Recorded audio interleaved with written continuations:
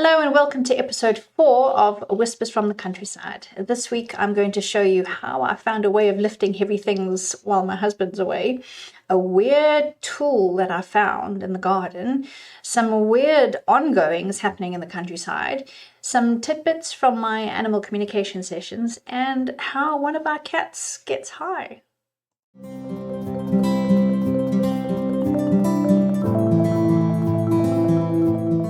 Hi, I'm Colleen and welcome to my channel.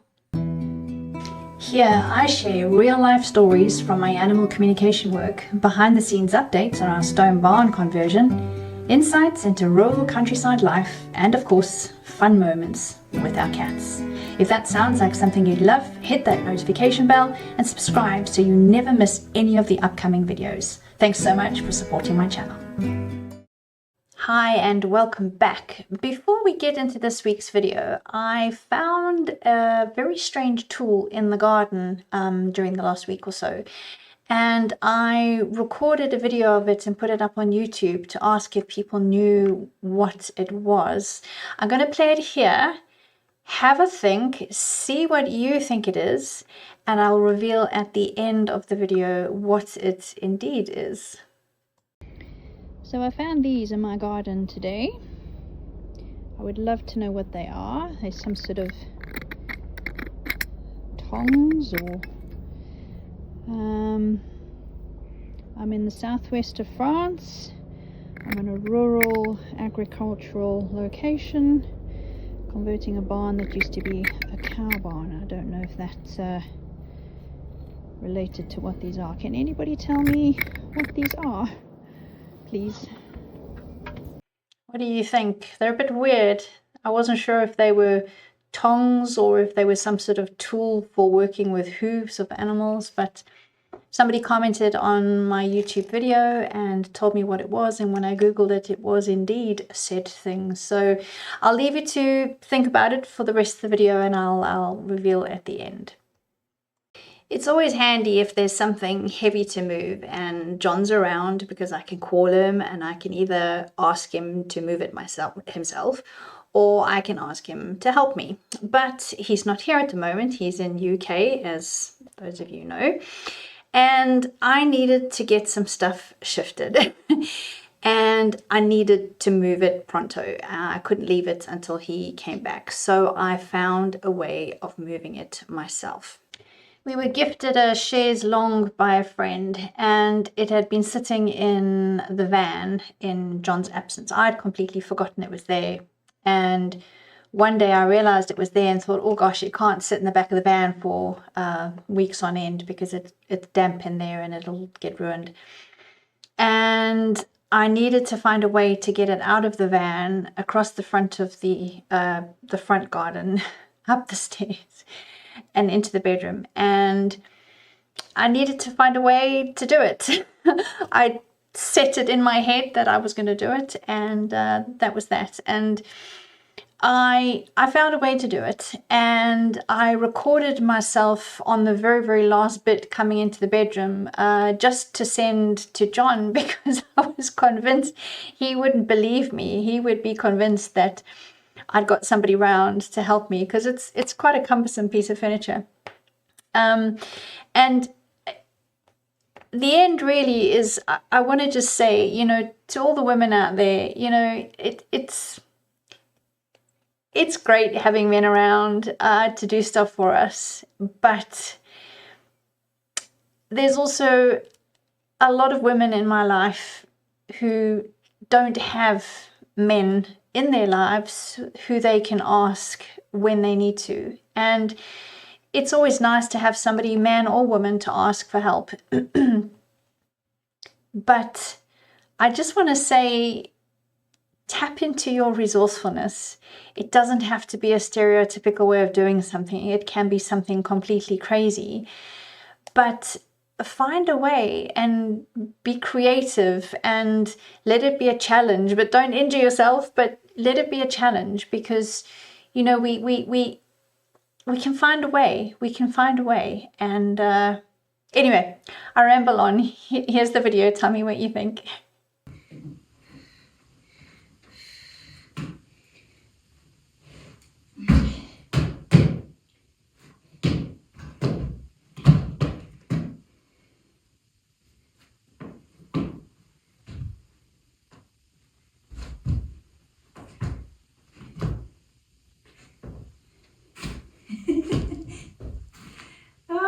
goodness. Just to prove to you that it wasn't somebody that helped me. There we go.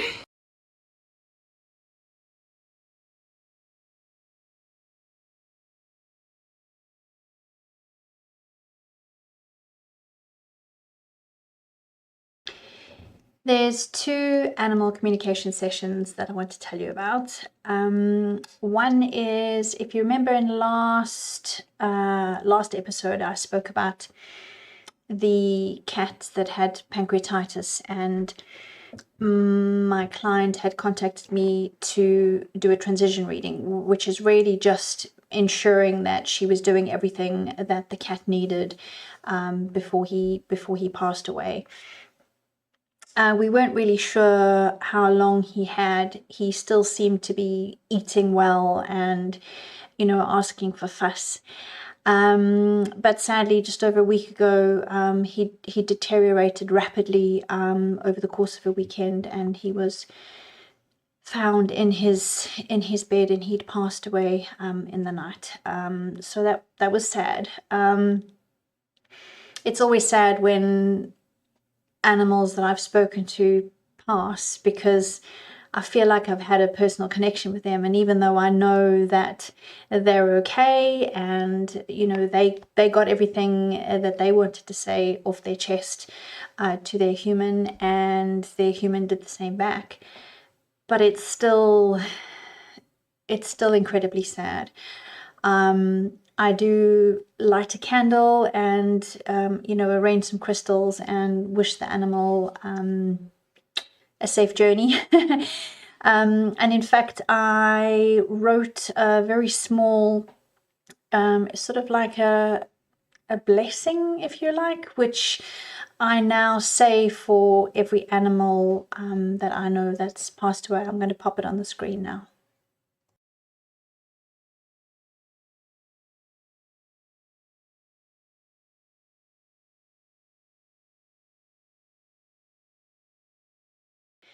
The other animal communication session that I'd like to tell you about is to do with a rescue dog, and it was taken home by a client of mine who's been with me since the very beginning of my business. I've read for all their animals. I think currently they have 4 cats and 4 dogs, and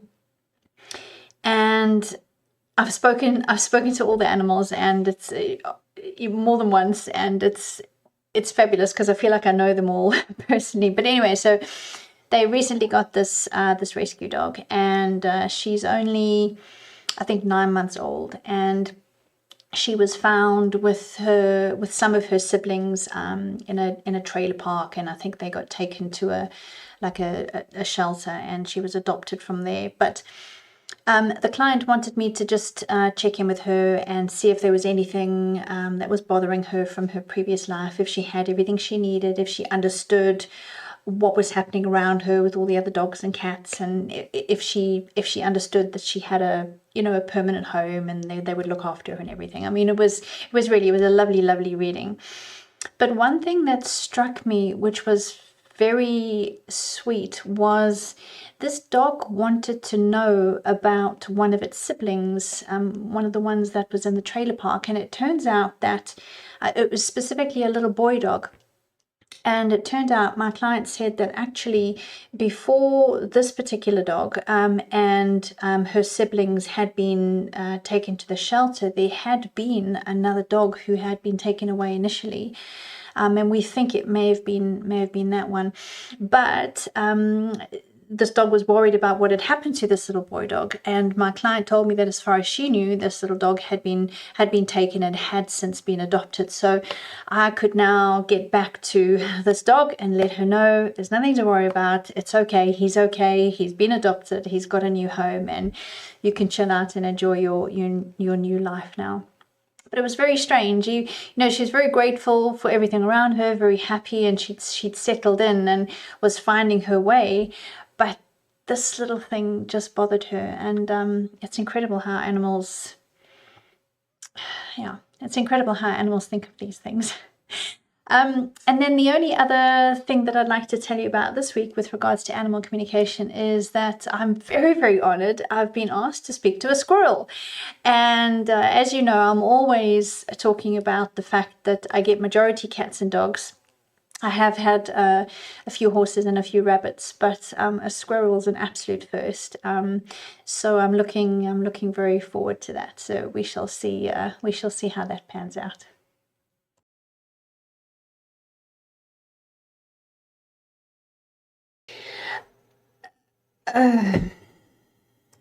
So whilst there might not have been any stone barn updates, which hopefully will continue when John comes home, which is a week today, I did do some rearranging of some outside furniture out the front of the barn. There were a couple of areas that, over the years we've been given a lot of old furniture, we've collected some, and we've just kind of plonked stuff everywhere. Because we're not quite settled yet, and it was starting to look a bit grubby, and I'd been wanting to do something about it for ages. And last weekend I just woke up with this bee in my bonnet. I think it was about 10 to 7 in the morning. I was like, right, I'm going to get this done today. So there's actually 4 areas. There's an area out in the garden where the caravan used to be parked. We called that the castle because it's an old, it's a wooden table, and we'd propped up the chairs on top of it, and we had built, John had built a little polystyrene box underneath, which was designed to be a shelter for Friday in the days where he was very much a stray cat. So he comes inside and sleeps now. You'll see pictures of that later. But John designed it so that there was this outer polystyrene box, and then there was another box that had a tray in it with straw that could tuck inside this box, and it was a winter shelter for him. And over time, as he stopped using that, as he started to come closer and closer to the house, we took out the inner box that had the tray with the straw in it, and that got put on top of a table outside the front door.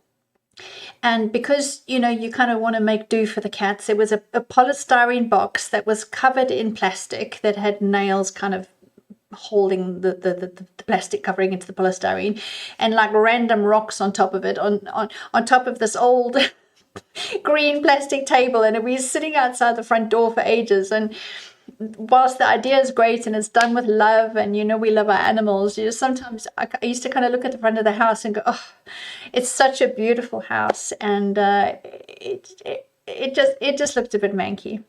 So that was the second area, the area outside the front door.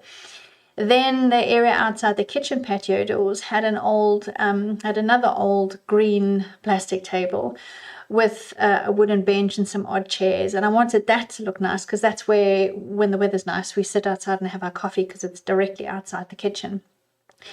And there was an area at the bottom of the driveway where I wanted to set up some black plastic furniture, which we were given some time ago, but that was kind of scattered. The bench was outside the kitchen patio door, and the 2 chairs were next to the castle area. The table that was under the castle needed to come to outside the kitchen patio door area, and it was just like, oh my God. So much like I did with the chaise longue on my back, the one wooden table was so heavy, and whilst the plastic table I could move around, even the black plastic furniture I could pick up. I am strong. I could pick up and I could walk with no problem. That big wooden table was seriously heavy, and what I had to do is, where it was kind of standing on the ground, I had to tilt it up onto its end, and then I had to roll it on its end over and over and over again until I got it outside the kitchen patio doors, and then I had to kind of wiggle it and rearrange it. So I took some before and after photos to show you so you can see the difference. So I'm going to take you through those now. So first off, here you can see the castle. You can see the plastic polystyrene box underneath the wooden table and the chairs stacked on top. And there it's gone. It's just the area just in front of where the caravan used to be in the back garden, but that looks much better now. We can mow around it easier. This is the plastic box that was on the green table outside the front door. You can see it's got some random rocks on top, just looking a bit manky. Not very nice to have outside the front door. So there it's cleared away. You can see the box has been dismantled and I was trying to clean it. And that is Kinky in the foreground having a scratch on the cat hill. And finally, the chairs, which are now there. Rearrange some of the pot plants so that at least it looks a little bit more respectable. I think it looks nice now. 6:45 in the morning, that was the first photo. That's where I decided the black outside furniture would go. And there it is. So that looks really nice now. I know it's next to the van. It's on the bottom of the driveway, but it's a lovely spot that catches the afternoon sun. And finally, there you can see there was the black outside furniture, the green plastic table, and a wooden bench. And I brought all the wooden furniture over from the other area, and that's what it looks like now. So I'm really, really happy. It looks much better, much nicer, much more presentable, and we can sit and have coffee outside now.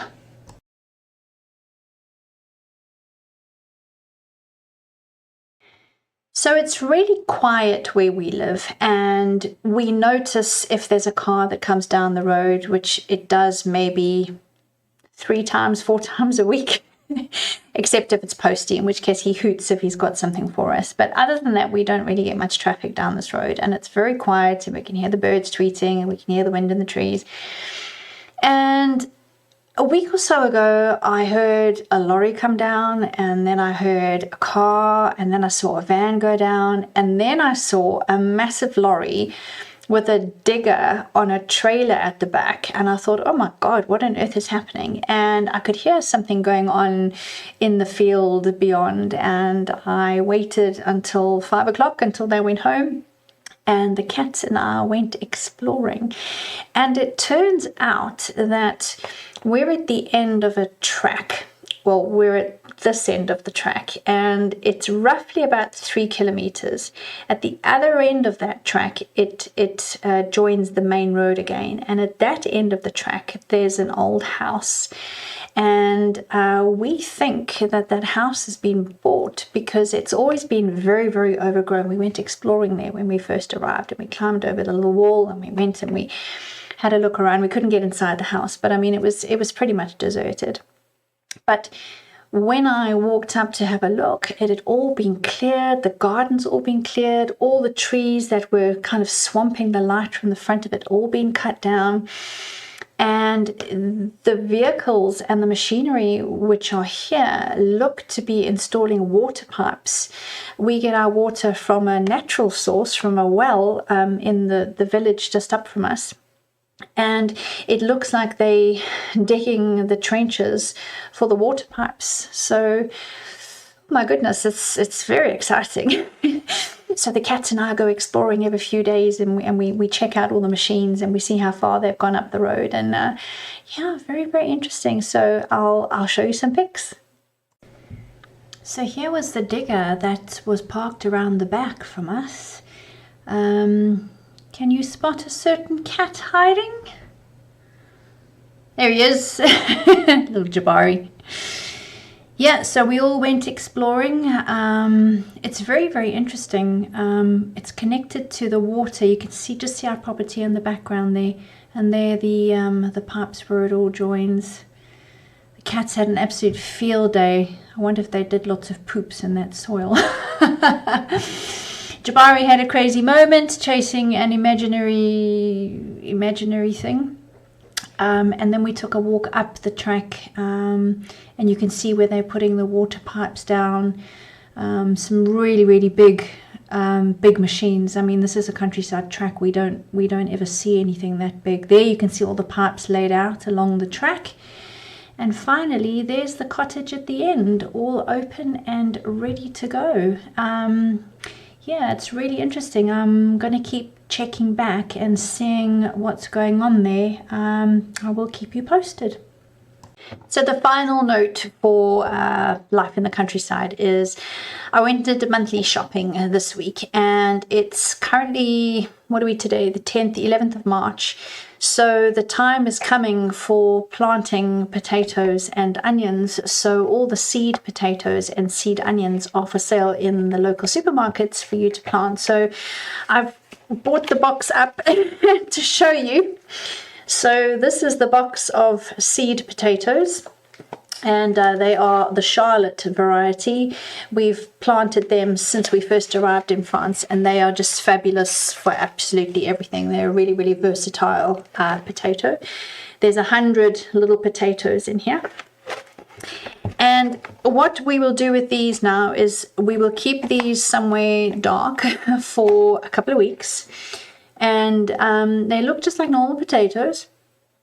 And you can see when they start growing the little bits out the side, much like when you've left your potatoes in the kitchen too long and they grow the little doofers out the side.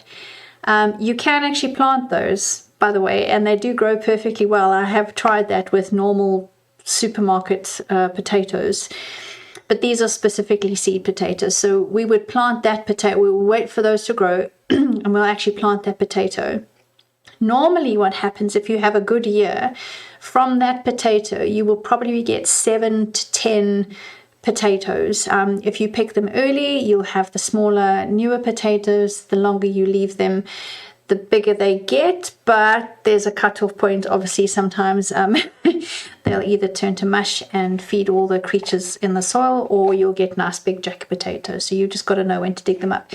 For the last couple of years, we have left our potatoes in the ground instead of digging them up in the autumn, and that seems to work pretty well for us.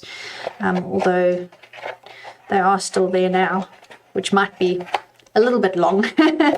Obviously, we also don't plant our potatoes in the same place every year. You need to shift. You need to rotate your crops. And because potatoes and tomatoes are in the same family, believe it or not, we wouldn't ever plant the potatoes where the tomatoes were. So we have a very specific plot of land where we plant our potatoes, and we kind of have the four corners of that field, and every year we just rotate into a different corner. So then the other bag is the seed onions. These look like very tiny little pickled onions. Oh, that one's a bit moldy. But that one's already on its... It looks a bit moldy on that side, but let's just turn it around. So that's a seed onion, and the seed onion is pretty much the same concept as a potato. You plant it, but you can see here it's already got a root sticking out that side. You plant it so that that side is facing upwards, and you plant it really only the depth of how big it is. So you would plant it literally that deep so that just this bit was above the ground. And they are just fabulous. I mean, onions you just plant and you forget. They're much like potatoes. You just plant and you forget them. They're absolutely fabulous.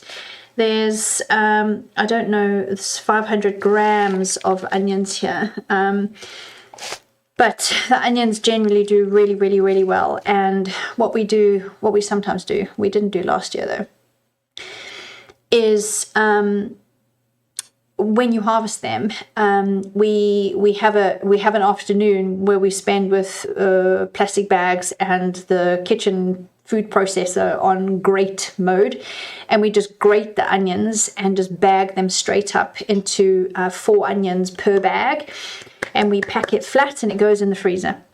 Because you can cook frozen onions perfectly well, and it's a really good way of storing them.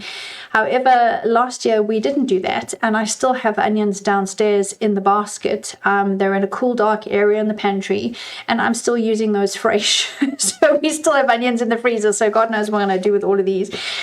So so I shall be planting these probably in the next month or so, and I don't think I'll be growing anything from seed this year. Last couple of years I haven't done it because it's a lot of work and it takes a lot of time. What I tend to do is I wait until the local supermarket or the local like little garden shows have people who come in and sell the little seedlings already, you know, so tomatoes will kind of be yay high already, and I just buy those in and then just plant them straight in the ground, and that's a lot easier than planting them from seed. But that will only be done April, May time. There's a kind of a tradition in France that you don't plant anything out in the open until after, I think it's the 20th of May. There's it's my reminder to go put a log on the fire. Because I have to do that because John's not here and I keep forgetting. I think it's the 20th of May. There's a festival called I think it's Toussaint. Is it Toussaint? No, it's not. Toussaint is All Saints. That's in November. No, okay. There's something to do with the last frosts. So it's a festival. I think it's around about the 20th of May or 21st of May, and the farmers and people who have potagers and vegetable gardens will only plant outside after that, because then there's apparently no risk of frost. But we'll see how it goes this year. So I'll keep you posted on that.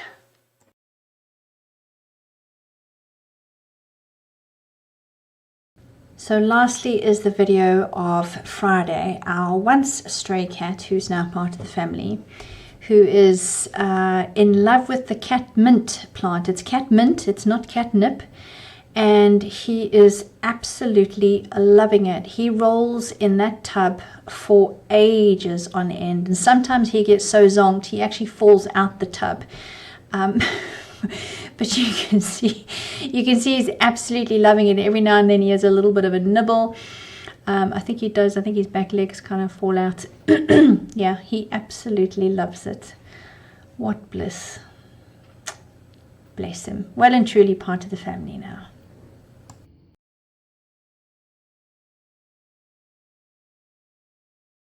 Well, that's it for this episode. I think I've remembered everything. I hope you enjoyed it. Let me know if you have any questions about anything that I've said, if you've enjoyed what I've spoken about, if there's anything that you would like to see, if there's anything that you wouldn't like to see.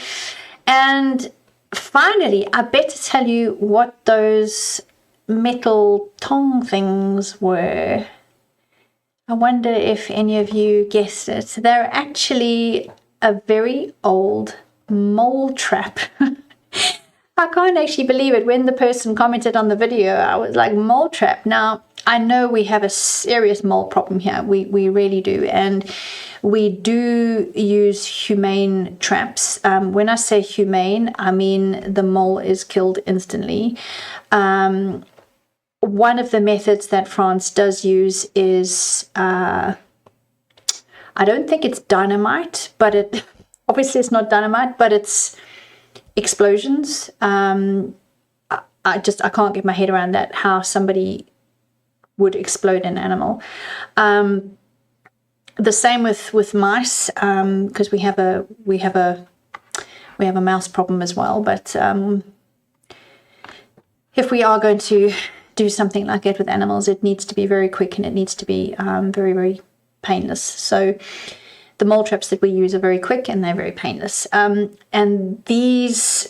that thing is the precursor to the mole traps of today. So basically, you saw it was like a tongs. When you squeezed it, it would open the prongs at the end. You would put a little block inside in between those prongs, and you would take that whole contraption and you would pop it into, you would have to dig into the ground, into the mole's tunnel, and you would feed that tongs into the mole's tunnel, and then you would let it, and obviously as the mole came running, and he would run into the tongs and he would disturb that little block and he would get squished. So actually, yes, it's a mole trap. Incredible. I mean, I'll put a picture here somewhere to show you. But yeah, it's fascinating. Also interesting to know that even 200 years ago, they were having problems with the moles here. So we don't feel like we're so much alone now. Anyway, so that's it for now. I shall leave you with pictures of the cats sleeping in strange places, and I will catch you in roughly 2 weeks' time. Take care and bye-bye.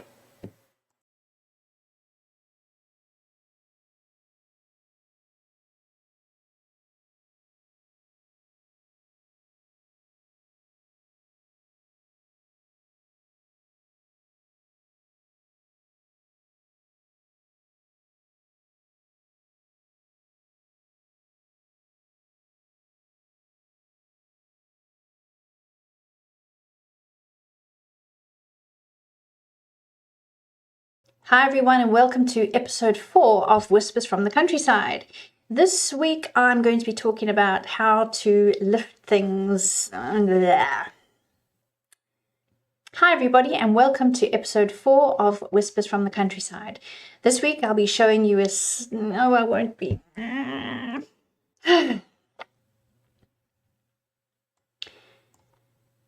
Hello and welcome to this week's not welcome to this week's nothing. No,